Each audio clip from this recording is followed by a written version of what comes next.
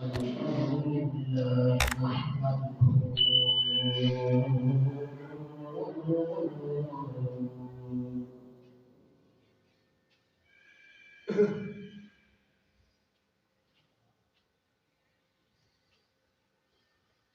ونستعينه ونستغفره ونؤمن به ونؤمن به ونتوكل عليه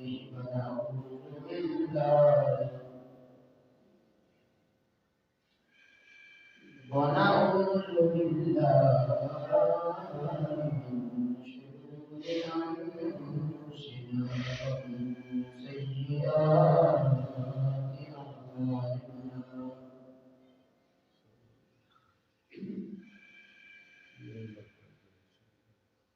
من يهده الله فلا مضل له ومن يضلل فلا هادي له ونشهد أن لا إله إلا الله وحده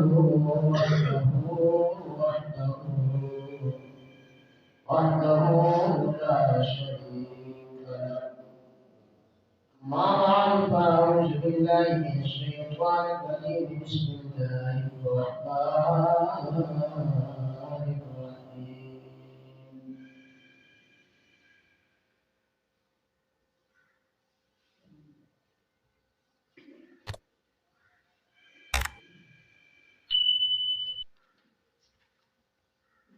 ألم يأتهم نبأ الذين من قبلهم قوم نوح وعاد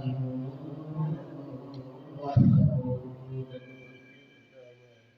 وقوم إبراهيم وأصحاب مدين والمؤتفكات أتتهم رسلهم بالبينات فما كان الله ليظلمهم ولكن كانوا أنفسهم يظلمون آمنت بالله صدق الله العظيم وصدق رسوله النبي الكريم الأمين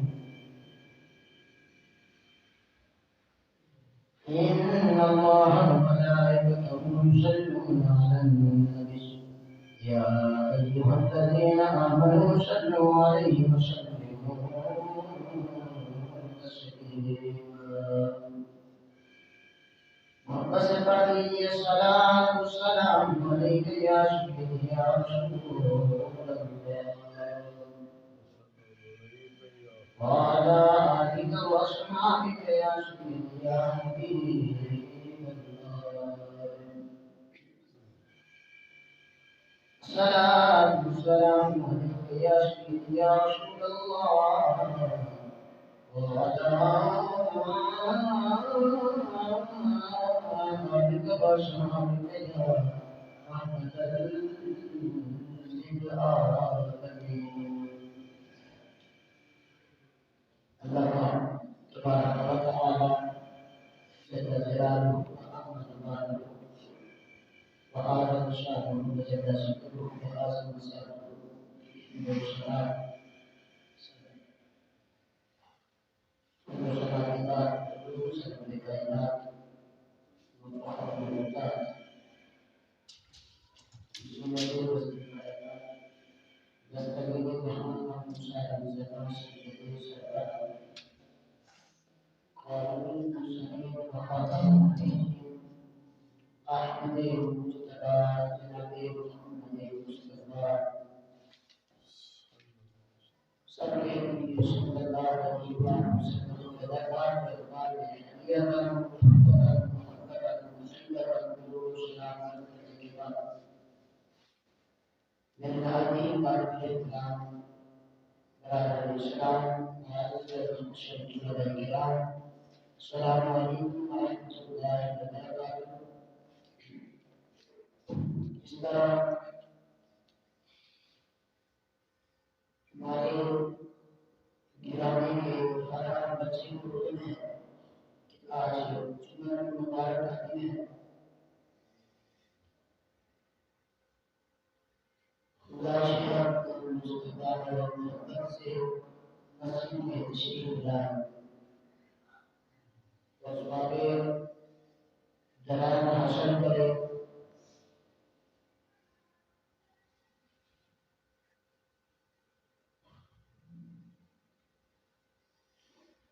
آج جمعہ میں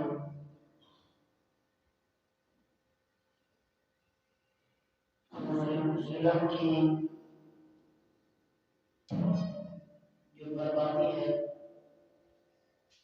اس کے بارے میں کچھ سیکھیں گے. یہ ظلم کرنا اللہ تعالیٰ کو بڑا ناپسند ہے. وہ ظلم انسان پر ہو، وہ ظلم جانور پر ہو، وہ ظلم پرندے پر ہو، وہ کسی بھی چیز پر ظلم ہو، رب کائنات کو ظلم بڑا ہی ناپسند ہے. رب کائنات نے قرآن مجید فرقان حمید میں سورۃ التوبہ میں آیت نمبر 80 میں ارشاد فرمایا الم یأتہم، کیا ان کے پاس نبأ الذین ان لوگوں کی خبریں نہیں پہنچی من قبلہم جو ان سے پہلے گزرے. وہ قوم کون سی ہے؟ قوم نوح علیہ السلام کی قوم، وہ عاد و ثمود، عاد علیہ السلام کی قوم، ثمود علیہ السلام کی قوم، وقوم ابراہیم اور ابراہیم علیہ السلام کی قوم، اصحاب مدین اور مدین والوں کی خبریں، والمؤتفقات اور ان کی بستیوں کو اٹھا دیا گیا. یعنی ان کے ظلم کی وجہ سے پوری کی پوری بستی اللہ تعالیٰ نے غرق فرما دی. حضرت نوح علیہ السلام کی قوم جنہوں نے ظلم کی انتہا کی، 950 سال حضرت نوح علیہ السلام نے ان کو تبلیغ کی، لیکن وہ اپنے حرکتوں سے باز نہ آئے. وہ اپنے جو ان کی کردار تھا ان کا اس کو نہ چھوڑ سکے. 950 سال حضرت نوح علیہ السلام نے اللہ جل جلالہ کی توحید کا نعرہ لگایا، لیکن ماں سوائے چند گروہ کے، چند لوگوں کے، باقی ساری قوم کفر سے وابستہ تھی. وہ کلمہ نہ پڑھے، ظلم انہوں نے نہ چھوڑا. پھر رب کائنات نے حضرت نوح علیہ السلام کی قوم پر پانی کا عذاب نازل فرمایا. آپ نے 1000 مرتبہ واقعہ سنا ہوگا کہ حضرت نوح علیہ السلام کی قوم ظلم سے باز نہ آئی. ظلم کہتے کسے ہیں اس کے بارے میں پہلے آپ کو آگاہ کروں کہ ظلم کسے کہتے ہیں. حکیم الامت مفتی احمد یار خان عیدی علیہ الرحمہ آپ فرماتے ہیں کہ ظلم کسے کہتے ہیں. آپ نے ظلم کے 3 معنی بیان کیے. پہلے تو یہ ہے کہ ظلم کسی چیز کو اس کی جگہ سے ہٹا دینے کو ظلم کہتے ہیں. یعنی انسان ہے، انسان تو بنا ہی اس لیے ہے جو رب کی عبادت کرے. اب جو رب کو چھوڑ کر غیر اللہ کی عبادت کریں گے وہ بندہ اپنی جان پر ظلم کرے گا. تو فرمایا ظلم کسے کہتے ہیں کہ جس چیز کے لیے، جس چیز کو بنایا گیا ہو اس چیز کو اس کے مقصد سے ہٹا دینے کو ظلم کہتے ہیں. یعنی یہ قرآن پاک ہے، یہ مقام ہے اس کا بلندی پر رکھنا، سب سے بلند کرنا. لیکن اگر اس کو ہم زمین پر رکھیں گے تو یہ ظلم ہوگا. لوگ پوچھیں گے بھائی ظلم کیسے؟ یہی تو ہم پڑھتے ہیں کہ جس چیز کا جو مقام ہو اسے نہ ملے اسے ظلم کہتے ہیں. والدین کا ادب کرنا یہ فرض ہے.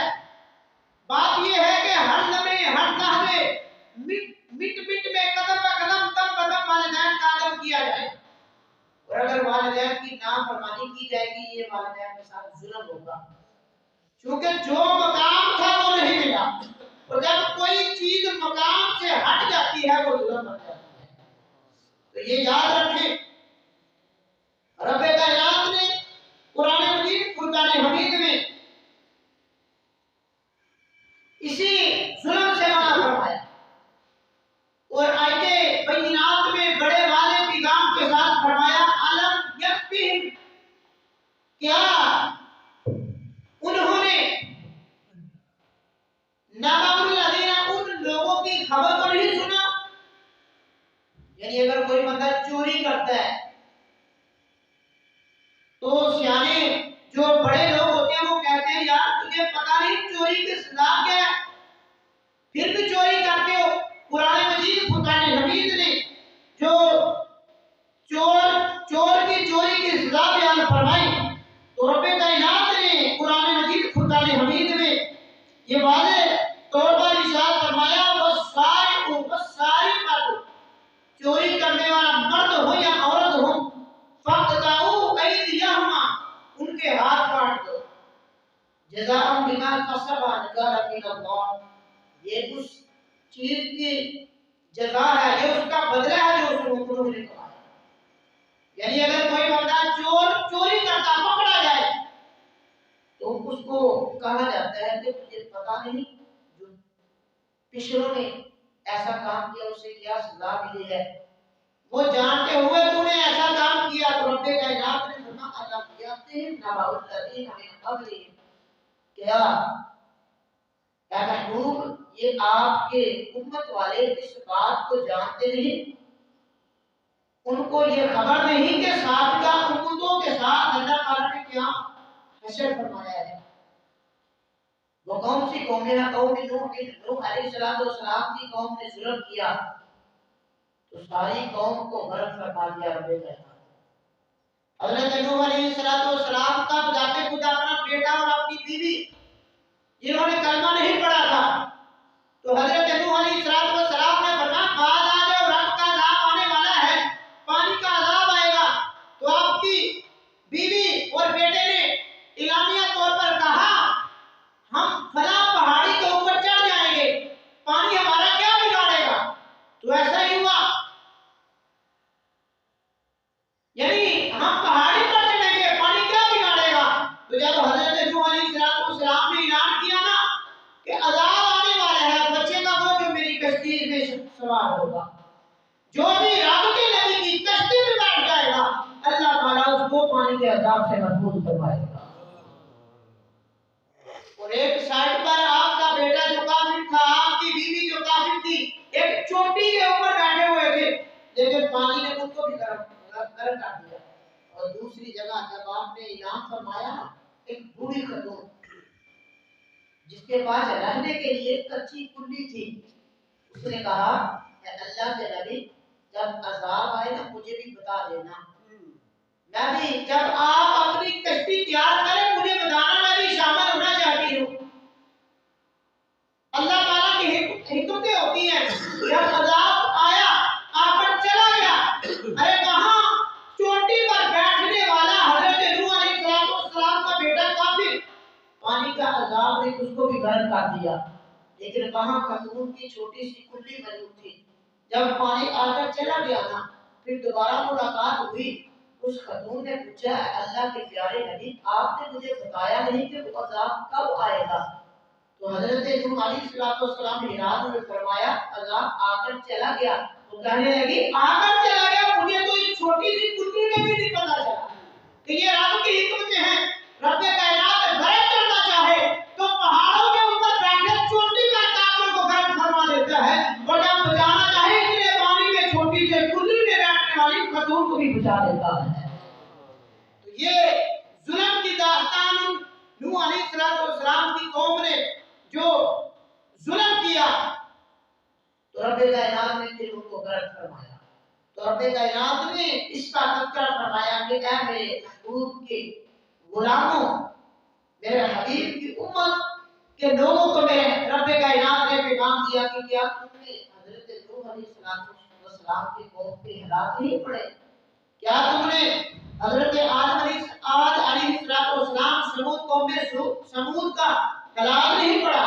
قوم ابراہیم، کیا آپ نے ابراہیم علیہ السلام کی قوم کے حالات نہیں پڑھے؟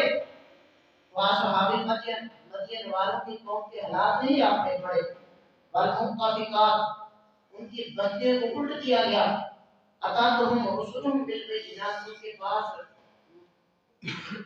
وقت رسول دلائل لے کر جاتے رہے لیکن انہوں نے تسلیم نہ کیا، تو رب کائنات نے فرمایا فما کان اللہ لیظلمهم ولکن کانوا انفسهم یظلمون، فرمایا اللہ کی ذات کی یہ شان نہیں وہ کسی پر ظلم کرے، لیکن کانوا انفسهم یظلمون، بندہ بذات خود اپنے پر ظلم کرتا ہے۔ تو یقیناً یہ میں اور آپ اپنی جان پر بذات خود ظلم کرتے ہیں۔ تو ہم نے ظلم کا معنی پڑھا، ظلم کہتے ہیں جس چیز کا جو مقام ہو اس مقام سے اس کو ہٹا دینے کو ظلم کہتے ہیں۔ اس کی کئی مثالیں میں نے آپ کے سامنے رکھی۔ جس طرح استاد کا ادب ہر لمحے ضروری ہے، والدین کا ادب ہر لمحے ضروری ہے، اور جو والدین کی نافرمانی کریں گے، جو والدین کے ساتھ استاد کے ساتھ نافرمانی کریں گے، تو یہ ان کے ساتھ نافرمانی کرنا یہ ظلم ہے۔ تو ظلم کسی چیز کا جو مقام ہے اس کو نہ لینا، اسے ظلم کہتے ہیں۔ مفتی احمد ریاض خان عینی علیہ رحمہ نے آپ ارشاد فرماتے ہیں کہ ظلم کے تین معنی ہیں۔ ایک یہ ہے کہ کسی کا حق مارنا، اس کو ظلم کہتے ہیں، یعنی جو چیز میری ہے ہی نہیں میں اس پر قبضہ کروں تو یہ کسی کا حق ہے، کسی کے حق میں تجاوز کرنا یہ ظلم ہے۔ دوسرا فرمایا کسی کو بغیر قصور کے سزا دینا، یعنی کسی کا قصور نہ بھی ہو اس کو سزائے موت دے دینا یا اس کو سزا دینا یہ ظلم ہے۔ اور تیسرا فرمایا کسی کو غیر محل میں خرچ کرنا، یعنی کسی کے پاس پیسہ ہے اور جہاں خرچ کرنے کی ضرورت نہیں وہاں اس کو خرچ کرنا یہ بھی ظلم ہے۔ یہ وہی بات ہے کہ جو چیز کا جو مقام ہے اسے وہ نہ دیا جائے تو فرمایا یہ ظلم ہے۔ تو ظلم سے رب کائنات نے منع فرمایا ہے۔ اسی طرح خالق کائنات نے قرآن مجید فرقان حمید حدیث میں حضرت ابو موسیٰ اشعری رضی اللہ تعالی عنہ راوی ہے اس حدیث کے، مصطفیٰ جان رحمت صلی اللہ علیہ وسلم نے ارشاد فرمایا ان اللہ لا یملی للظالم حتی اذا اخذہ لم یفلتہ، کہ بے شک اللہ تعالیٰ ظالم بندے کو ڈھیل دیتا ہے۔ استاد ہے نا، والدین ہیں، والدین کو یہ یاد رکھیں پتہ ہوتا ہے اولاد کیا کرتی ہے، لیکن وہ اکثر اوقات اولاد سے پوچھتے نہیں، وہ ٹال دیتے ہیں کوئی بات نہیں سمجھ جائے گا، لیکن جب کوئی حد پار کرے نا پھر والدین اس کو روکتے ہیں۔ تو رب کائنات کے حبیب نے فرمایا کہ رب کی یہ شان ہے کہ وہ اپنے بندے کو ڈھیل دیتا ہے، تو جب ظلم کرتا نہ سمجھے ظالم بچ جائے گا۔ حضرت شیخ سعدی علیہ رحمہ فرماتے ہیں میں نے دو بندوں کو پوری زندگی تلاش کیا لیکن وہ دو بندے مجھے نہیں ملے، پوچھا گیا وہ کون سے؟ ایک فرمایا جس نے ظلم کیا ہو تو رب نے اسے معافی دی ہو ایسا نہیں ہو سکتا، جس نے ظلم کیا اللہ تعالیٰ اس کو سزا ضرور دیتا ہے ماں سوائے کہ توبہ کرے۔ اور ورنہ دوسرا وہ بندہ جو اللہ کی ذات پر توکل کرتا ہے اور اللہ نے اسے بھوکا رکھا ہو، فرمایا ایسا نہیں ہو سکتا۔ ایک ظالم بندہ اس کو سزا ضرور ملتی ہے، چاہے دنیا میں ملے چاہے آخرت میں ملے، آخرت میں ملتی ہے لیکن علماء فرماتے ہیں ظالم بندے کو اللہ تعالیٰ دنیا میں اس کا زندہ مقدر ہو جاتی ہے، یہ قسطیں یہ وقتی ہوتی ہیں۔ تو اسی لیے میرے حبیب صلی اللہ علیہ وسلم نے فرمایا ان اللہ لا یملی بالظالم، اللہ تعالیٰ ظالم بندے کو ڈھیل دے دیتا ہے، حتی اذا اخذہ لم یفلتہ، حتی کہ جب اللہ تعالیٰ اس کی پکڑ کرتا ہے نا پھر پوری کائنات کی طاقت اس کو بچا نہیں سکتی۔ یاد رکھیں ظلم جو ظالم ہے رب اس کو ڈھیل دیتے ہیں۔ آپ نے واقعہ پڑھے ہوں گے حضرت ابراہیم علیہ السلام کے سامنے نمرود آیا، کیا کچھ نہیں اس نے کیا، لوگوں کو زندہ ترور کیا، حضرت ابراہیم علیہ السلام کو آگ میں ڈالا گیا لیکن آپ نے صبر کیا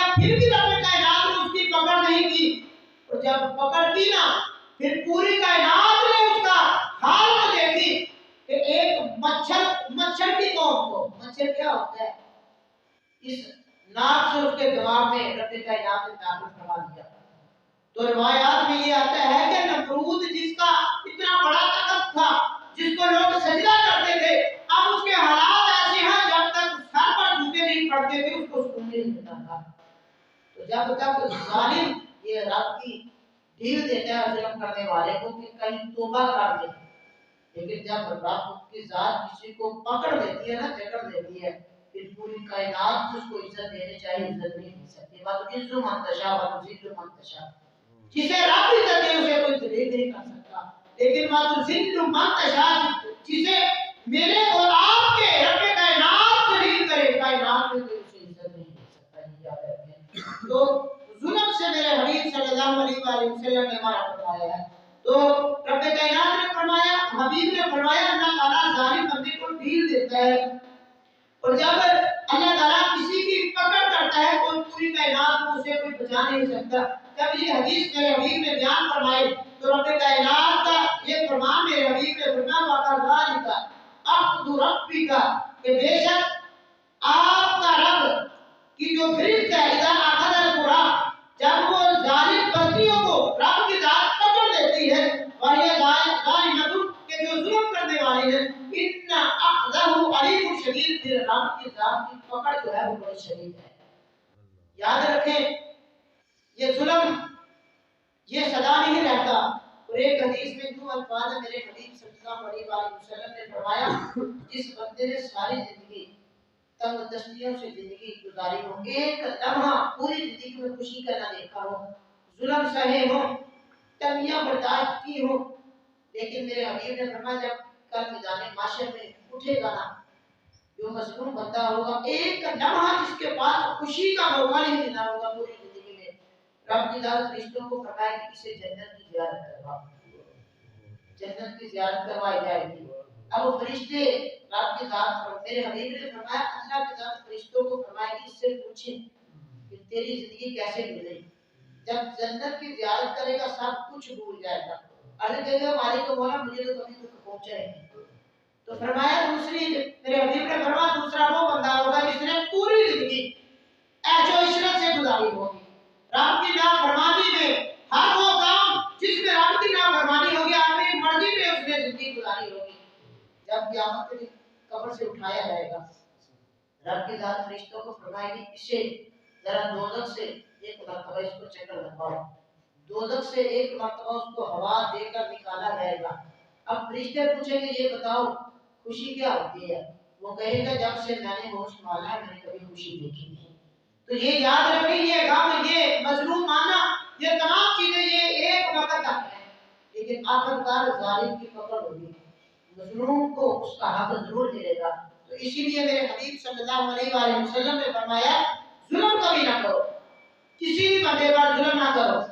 जो बंदा जुल्म करता है, जालिम होता है, आखिरकार अल्लाह की जात उसको जरूर पकड़ती है। तो इसी तरह रब कायनात ने कुरान मजीद फुरकान हमीद में मुख्तलिफ मकामात पर जुल्म की दास्तान का रद्द फरमाया। रब कायनात ने फरमाया इन्नल्लाह ला यज़लिमु अन्नास शैअन, जो लोग इन्नल्लाह ला यज़लिमु अन्नास शैअन, अल्लाह ताला किसी बंदे पर जुल्म नहीं कर पाता। यानी ये रब की शान है, और रब की जात जिसको अता फरमाए वो फिर भी उसकी करम नवाजी है, जिसे ना दे वो फिर भी उसकी करम नवाजी है। लेकिन किसी को कम मिलना ये रब की तरफ से जुल्म नहीं है, ये रब की तरफ से वो चीज है जो उसके हक में बेहतर है। ये याद रखने रब कायनात ने फरमाया इन्नल्लाह ला यज़लिमु अन्नास शैअ, रब की जात किसी बंदे से जुल्म नहीं करती। जुल्म तो दूर की बात है, हमने तो यहाँ तक हदीस पढ़ा कि रब कायनात की जात अगर पूरी कायनात को जहन्नम में डाल दे फिर भी किसी पर जुल्म नहीं होगा, वो रब की करम नवाजी है। सारी कायनात को जन्नत में डाल दे फिर भी किसी से जुल्म नहीं होगा, वो रब की हिकमतें हैं, वो जो चाहे जब चाहे। तो फरमाया रब की जात जुल्म से पाक है। इसी तरह एक और मुकाम पर रब कायनात ने फरमाया वमन यफ़अल ज़ालिका उद्वाना व ज़ुल्मा, فسوف نصلیہ نارا. فرمایا فمن یفعل ذلک عدوانا وظلما، جو لوگ ظلم و زیادتی کریں گے، فرمایا فسوف نصلیہ نارا، ان قریب ہم ان کو دوزخ میں ڈال دیں گے.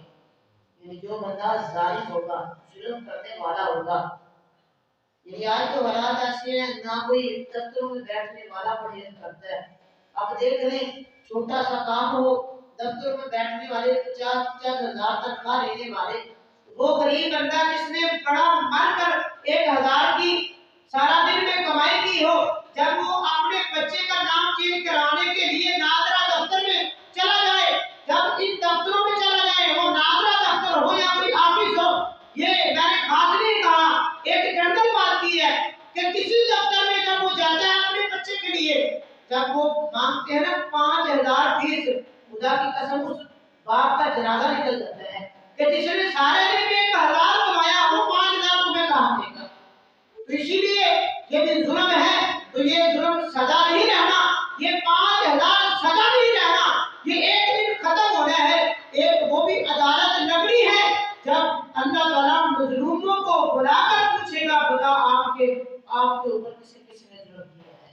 تو اسی لیے میرے حبیب صلی اللہ علیہ وسلم کا یہ فرمان ہے، مصطفیٰ صلی اللہ علیہ وسلم کے رب کائنات کا یہ فرمان ہے وَمَن يَفْعَلْ ذَلِكَ عُدْوَانًا وَظُلْمًا فَسَوْفَ نُصْلِيهِ نَارًا، کہ یہ ظالمانہ، یہ روایتی، یہ سزا نہیں رہنی، آخرکار اللہ کی پکڑ ضرور آئے گی.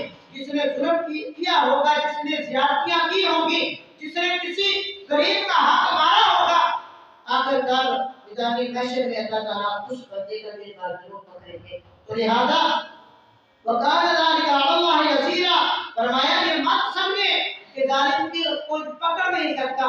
تو رب کائنات نے فرمایا جس نے اس کو پیدا کیا ہے وہ اس کو یعنی پکڑنا بھی جانتا ہے. وَقَالَ عَلَى اللَّهِ يَسِيرًا، یہ کوئی مشکل نہیں رب کی ذات پر کہ وہ ظالموں کو رب کی ذات لگام ڈال سکتی ہے، لیکن رب کی ذات نے ان کو ڈھیل دی ہوئی ہے. لیکن آخرکار جو ظلم ہے اس کی انتہا ضرور ہوگی. حدیث قدسی میں میرے حبیب صلی اللہ علیہ وسلم نے فرمایا، حدیث قدسی کہتے ہیں جو زبان مصطفیٰ کی ہو لیکن الفاظ رب کائنات کے ہو. میرے حبیب نے فرمایا، رب کائنات کی ذات ارشاد فرماتے ہیں یا عبادی، اے میرے بندے، اتنی حرمت الظلم علی نفسی، بے شک میں نے اپنی ذات پر ظلم کو حرام قرار دیا ہے. یعنی کیا کہ رب کی ذات کسی پر ظلم نہیں کرتی. فرمایا وجعلتہ بینکم محرما، اسی طرح میں نے تمہارے درمیان بھی ظلم کو حرام قرار دیا ہے. جس طرح میں کسی بندی پر ظلم نہیں کرتا، تو فرمایا تم بھی ایک دوسرے کے ساتھ ظلم سے پیش نہ ہو، ایک دوسرے پر ظالم نہ بنو. تو فرمایا فلا تظالموا، کہ بے شک اللہ تعالیٰ نے تم پر بھی حرام کیا ہے ایک دوسرے پر ظلم نہ کرو. تو ظلم سے میرے حبیب صلی اللہ علیہ وسلم نے منع فرمایا ہے. اور اسی طرح ایک حدیث میں یوں الفاظ ہے، میرے حبیب صلی اللہ علیہ وسلم نے ارشاد فرمایا کہ انصر اخاک ظالما او مظلوما، اے میرے صحابہ تم ظالم اور مظلوم کی مدد کیا کرو. اب ظالم کی بھی مدد کرنا، مظلوم کی بھی مدد کرنا. تو صحابہ نے بڑے حیرانگی سے یہ عرض کی، یا رسول اللہ صلی اللہ علیہ وسلم مظلوم کی تو مدد سمجھ آتی ہے کہ جس پر ظلم کیا جائے اس کی مدد کی جائے، تو ظالم کی مدد کیا ہے؟ تو میرے حبیب صلی اللہ علیہ وسلم نے فرمایا تأخذ فوق یدیہ، جب ظالم ظلم کرتا ہے تو اس کے ہاتھ کو پکڑ دو. تو یہ اس کو ظلم سے روکنا، یہ اس کی مدد ہے کہ جب آپ اس کو ظلم سے روکیں گے اللہ تعالیٰ آپ کی وجہ سے اس کو ظلم سے محفوظ فرما لے گا. تو فرمایا ظالم اور مظلوم دونوں کی مدد کرو، کہ جو مظلوم بنتا ہے اسے مدد سے اس کی مدد کر کے ظلم سے بچاؤ، اور جو ظالم ہے اس کو ظلم سے روکو. تو اس کی بھی 3 قسمیں ہیں. میرے حبیب صلی اللہ علیہ وسلم نے فرمایا ایمان کی 3 قسمیں ہیں. ایک یہ جب کوئی بندہ کسی کو بری حالت میں دیکھے، سب سے افضل درجہ یہ ہے کہ اس کو روکے. فرمایا اگر روک نہیں سکتا، یعنی وہ ڈنڈے سے اس کو روکے، اگر یہ نہیں کر سکتا فرمایا اپنی زبان سے اس کو تنبیہ کرے. اور فرمایا اگر زبان سے نہیں کر कर सकता, कम कम वो सबसे निचला दर्जा अपने दिल में उसको बुरा जरूर समझे। लेकिन अगर ये तीनों हालातों से बंदा खाली हो जाए ना, तो फिर यकीनन अल्लाह के अजाब का हकदार जरूर बनता है। कि जालिम के जुल्म को यहाँ तो रोकने की कोशिश करें। अगर आप में इतनी ताकत नहीं है तो फरमा अपनी जुबान से उसका मुकाबला करें। अगर आपके पास जुबान में भी इतनी ताकत नहीं तो फरमा अपने दिल में उसको बुरा जरूर जाने। लेकिन जुल्म को अच्छा समझना ये रब कायनात को बड़ा नापसंद है। इसी तरह रब कायनात ने एक और मुकाम पर खालिक कायनात ने कुरान मजीद फुरकान हमीद में इरशाद फरमाया वला तरकनु इलल लदीना ज़लमू फतमस्सकुहुन नार वमा लकुम मिन दूनिल्लाहि मिन औलिया सुम्मा ला तुनसरुन।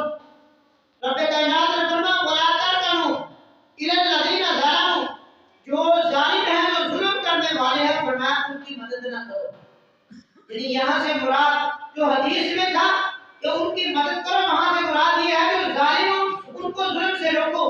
और यहाँ ये है कि जो जुल्म करने वाले हैं उनके जुल्म में शरीक ना हो। यानी जो बंदा जुल्म करता है तो उसमें दूसरा बंदा शिरकत ना करे। यानी एक बंदा गरीब से ज्यादती करने वाला है और 10 बंदे उसकी मदद करें, तो गोया फरमाया जो बंदा जालिम है, जितने उसकी मदद करने वाले हैं तो तमाम उसके हकदार हैं। तो फरमाया वला तरकनु इलल लदीना ज़लमू, कि जो जालिम है, जुल्म करने वाले हैं, फरमाया उनके जुल्म में उनकी मदद ना करो।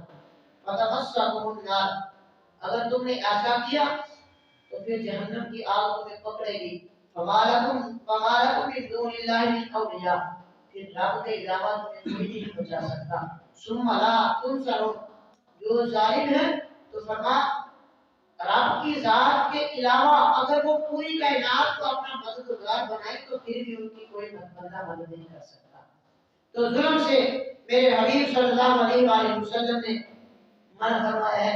इसी तरह हजरत अबू हुरैरा रज़ियल्लाहु ताला अन्हु हदीस के रावी हैं कि अब हजरत अबू हुरैरा रज़ियल्लाहु ताला अन्हु रावी हैं कि रसूल अल्लाह सल्लल्लाहु अलैहि वसल्लम ने फरमाया लौ अन्ना अहला समाई वल अर्द इश्तरकू फी दमी मुमिन, मेरे हबीब सल्लल्लाहु अलैहि वसल्लम ने फरमाया अगर जमीन और आसमान के तमाम लोग इश्तरकू फी दमी मुमिन, किसी बंदा मोमिन को कत्ल करने में सारे शरीक हो जाए तो फरमाया लाअक़बतहुम मुल्लाहु बिन्नार, तो अल्लाह ताला तमाम को अगर जहन्नम में डाल दे तो फिर भी उसकी जात पर कोई भी उंगली नहीं उठा सकता, क्योंकि कत्ल करना जुल्म है।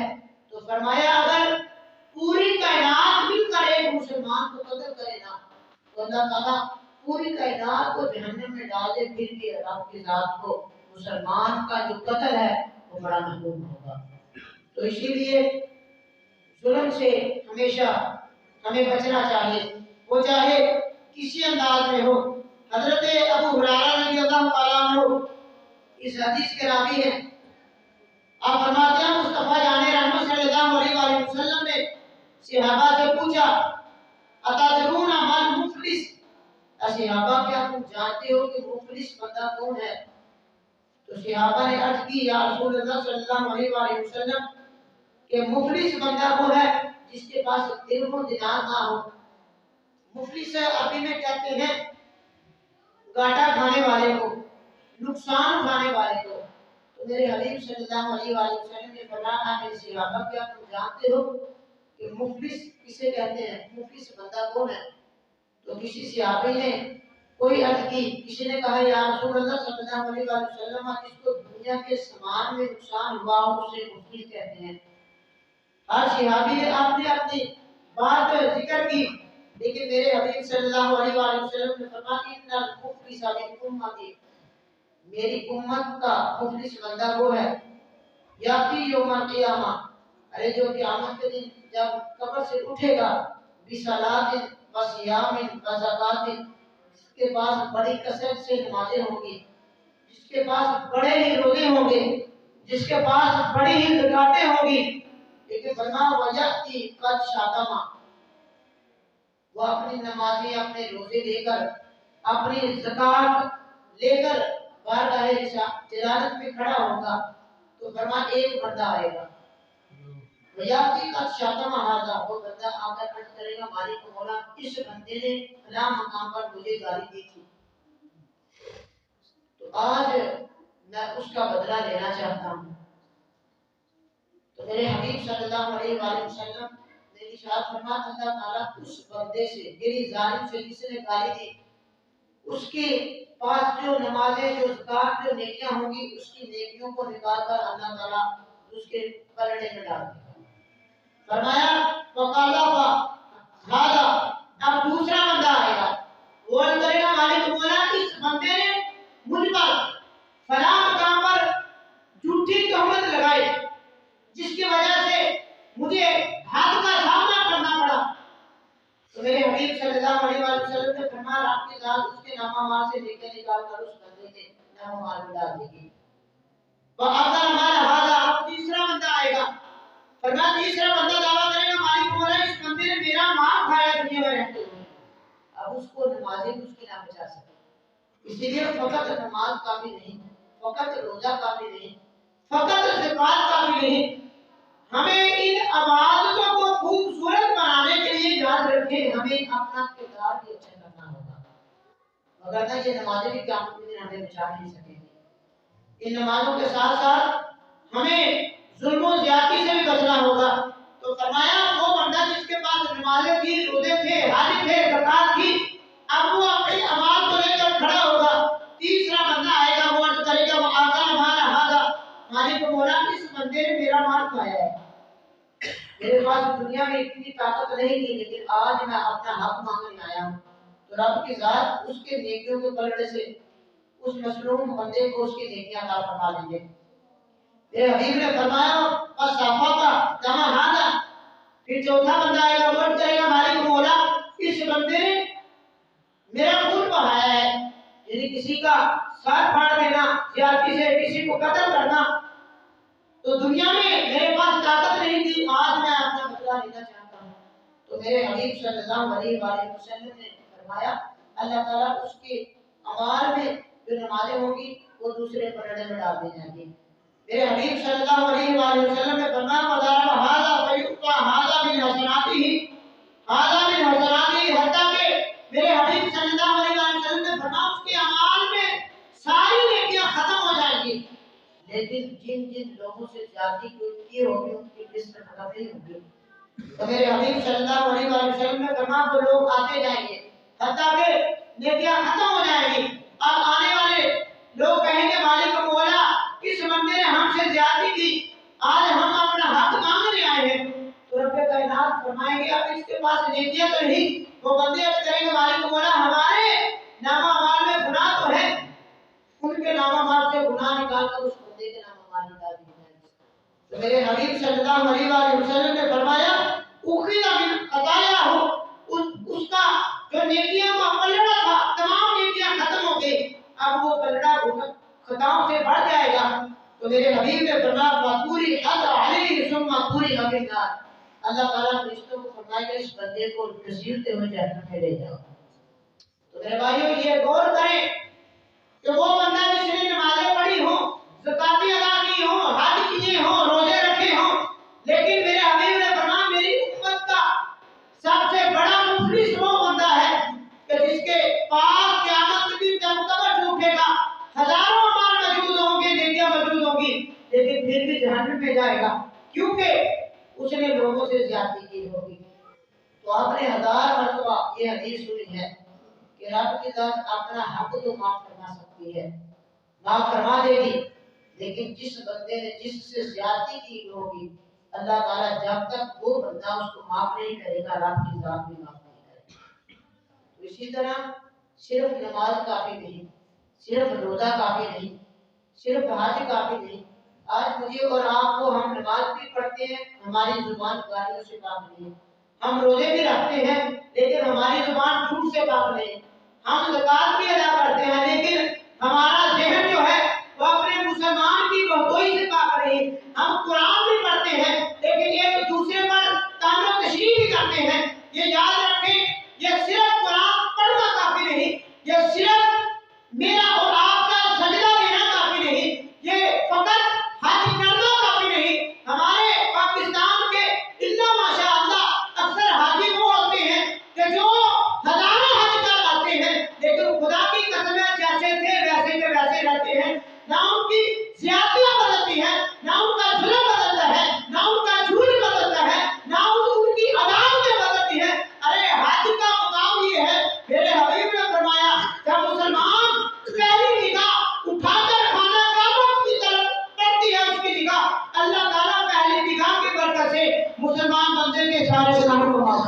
اب حق تو یہ ہے کہ گناہ آپ معاف ہو چکے ہیں. ایک حدیث میں یوں الفاظ ہے میرے حبیب صلی اللہ علیہ وسلم نے فرمایا کہ جو حج کر کے واپس پلٹتا ہے اپنے شہر کی طرف وہ گناہوں سے ایسے پاک ہوتا ہے فرمایا جس طرح ماں نے بچے کو جنم دیا ہو.